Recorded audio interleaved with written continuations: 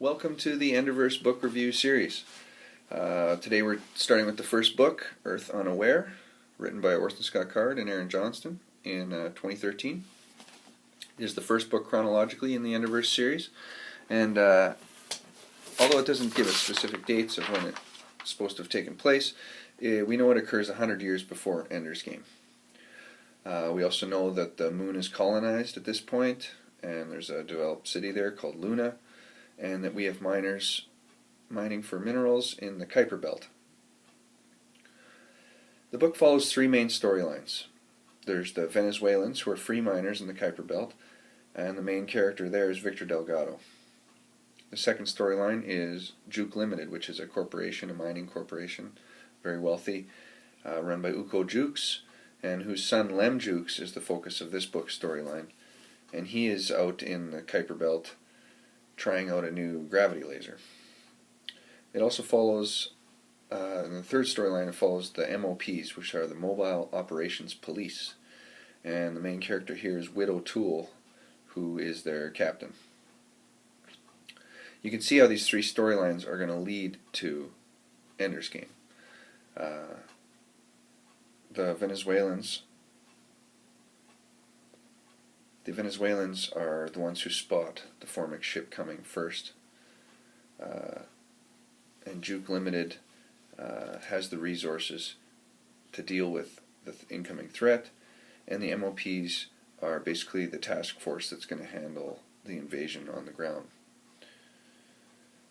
So starting with the Venezuelans, Card and Johnston introduced these interesting topics of dogging and zogging.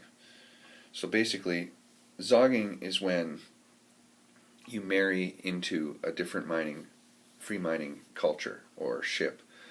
And so the Venezuelans are all a tight-knit community on this ship, and it's frowned upon to marry within your own culture. It's endogamy. And so this is called dogging when you do this, and it's basically inbreeding, and it's frowned upon. So they encourage interbreeding through different cultures. So at the beginning of the novel, Victor, his cousin Alejandra, him and her are in love, at least they think they are, and the family has found out about this, and they're sending her off with some Italians to be married, to take part in zogging. And so we have Victor's father, Segundo, who's a mechanic like Victor, and an engineer, and his mother, Rena. And we learn about this process of zogging and dogging and all that.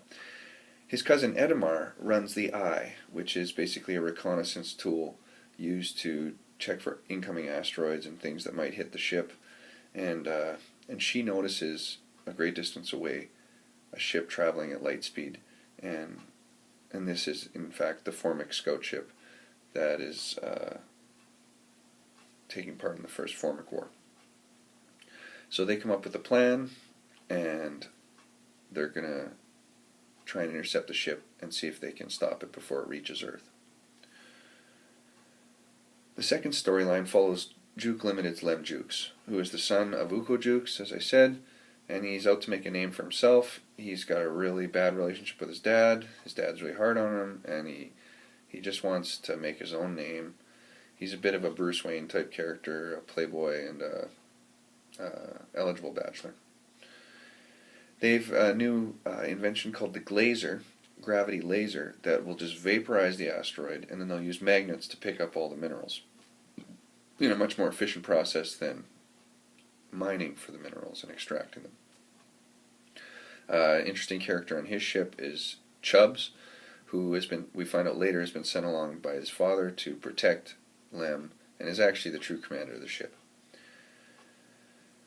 They eventually test out their gravity laser, and it's very successful, and it vaporizes the asteroid, but it almost vaporizes them as well.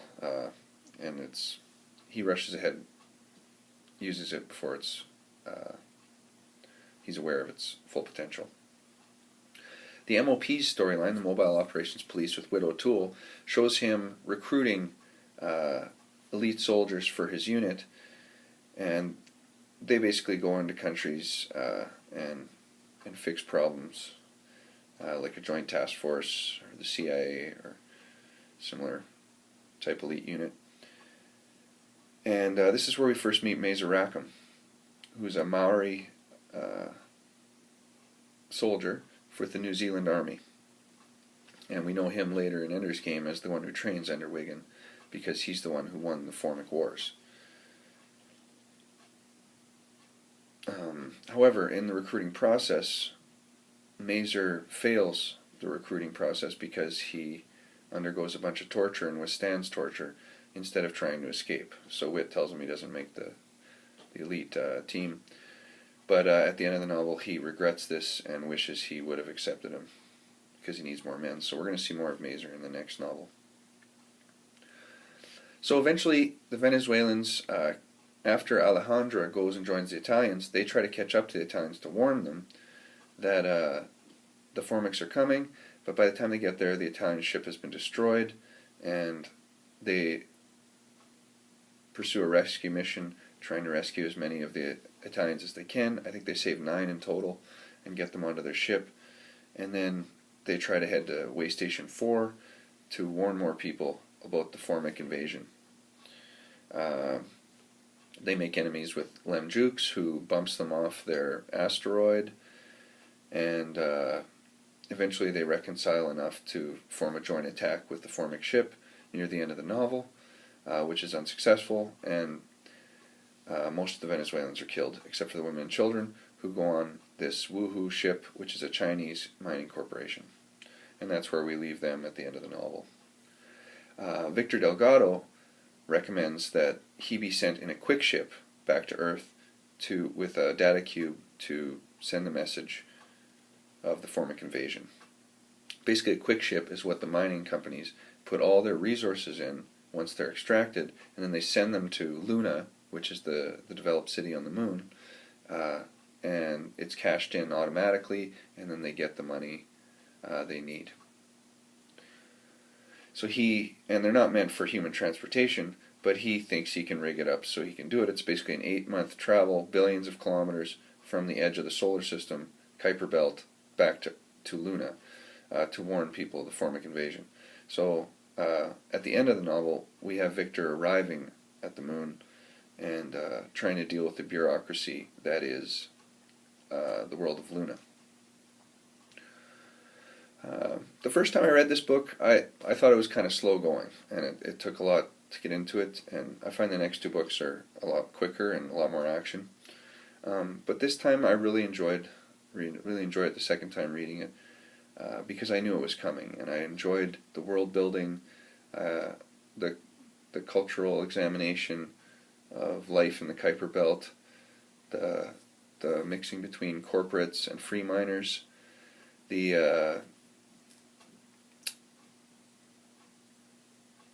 training of the MOPs was very interesting, and this has a bit of a military slant to it. Like, Card's a bit of a right winger, we know this, and he's strong pro-military guy, and this shows in the novel. But I mean, if aliens are going to attack us, who else is going to go and fight them? Like, our military, our special units. So, like, what are you going to do? Obviously, this would be a part of the story. So I think it's completely justified. I think it's a really strong first book. I also want to say that a lot of Card's writing can get really in-depth and philosophical, and Johnston's more of a Hollywood screenwriter type, and he really keeps the story moving and the character development moving, and it's refreshing. These first 4 books that have been written are really quick-moving and really readable and accessible for everybody. So I recommend this book, and if you can get through the first one, the next ones are much easier to read. So the second book we'll be going into is Earth of Fire, when the Formics reach Earth and start the attack. Thank you.